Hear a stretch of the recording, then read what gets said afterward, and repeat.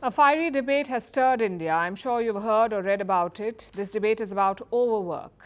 It all started with the tragic death, the death of 26-year-old Anna Perayil. We told you all about it. Anna was working in Maharashtra at EY, that's Ernst & Young. It's a leading accounting firm. After 4 months of joining EY, she died. And Anna's parents have blamed the company for her death. The quote-unquote overwhelming work pressure. EY has refuted the allegation, but the incident has sparked widespread anger along with an investigation. The Union Labour Ministry is probing the matter.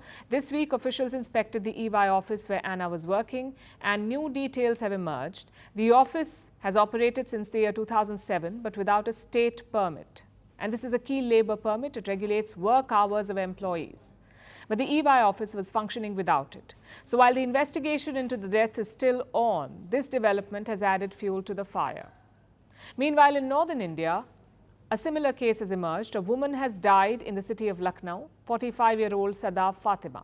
She was working at HDFC Bank. This is India's largest private sector bank. Fatima was at work when she allegedly suffered a heart attack. She collapsed and died. The police have launched an investigation. Fatima's colleagues say that she was under work stress. Again, this is a matter of investigation, whether work pressure led to her death. But social media has already reached the conclusion the two deaths have resonated deeply. Workers everywhere are blaming the so-called hustle culture. They're talking about how companies prioritize work, often at the expense of employee well-being. They're sharing personal stories. One user talks about working 20 hours a day without overtime pay.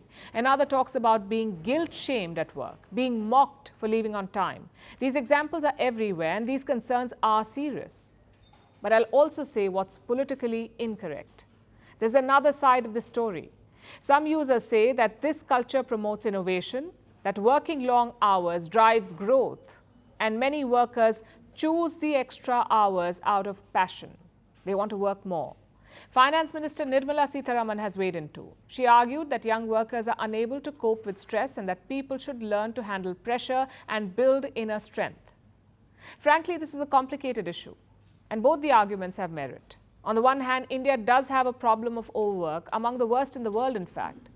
Look at the data from ILO, International Labour Organization. Half the workforce in India works at least 49 hours a week, making us the country with the second longest working hours after Bhutan. And yes, workers are burnt out. On that list too, India is among the highest globally. It stands at 59%, meaning 59% of Indian workers are burnt out. The global average is 20%. Plus, workers are getting sicker. Cardiovascular diseases and stress are on the rise, especially among the younger population. It's a grim picture, but it's not the whole picture.